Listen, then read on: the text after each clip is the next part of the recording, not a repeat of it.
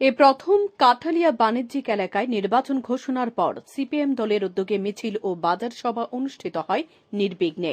যদিও যাত্রাপুর থানা আরক্ষা প্রশাসনের উদ্যোগে নিরাপত্তা বলয়ের ঘেরা ছিল তাদের কর্মসূচির চতুর্দিক। মনে হল আধা সামরিক বাহিনী ও তাদের মিছিলের সাথে সাথে রোড মার্চ চালিয়ে যাচ্ছে। বিকেল 4টার পর থেকে শুরু হয় মিছিল। কর্মসূচির সমাপ্তি ঘটে বিকেল 4টায়। কাঠালিয়া বাণিজ্যিক এলাকায় প্রথম বর্গ কিলোমিটার এরিয়া জুড়ে মিছিল সংগঠিত করে। বাণিজ্যিক এলাকার ত্রিমুখী চৌমুহনীতে হয় পথসভা। পথসভায় প্রধান বক্তা ছিলেন সিপিএম জেলার কমিটির সম্পাদক তথা রাজ্য সম্পাদক মণ্ডলীর সদস্য ভানুলাল সাহা, সিপিএম এর মহকুমা সম্পাদক রতন সাহা ও বাম বিধায়ক শ্যামল চক্রবর্তী।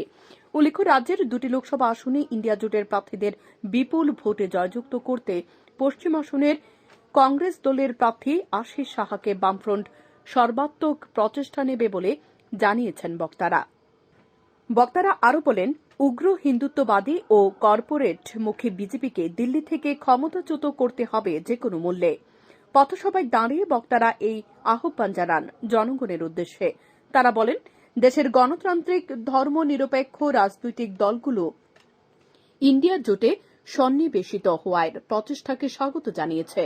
বক্তারা জনগণের কাছে আহ্বান জানিয়েছেন, আপনারা রাস্তায় নামুন, উৎসব যাতে ভোট হয় তার জন্য এগিয়ে আসুন। বছর তারাও ছিল, তারা বলেছিল ইন্ডিয়া ইজ শাইনিং, ভারতবর্ষ একেবারে উজ্জ্বল হয়ে চকচক করছে।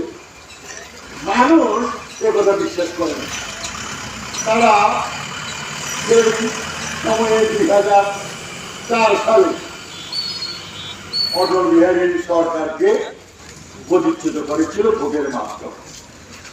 তারপর 10 বছর ইউপিএ সরকার ছিল।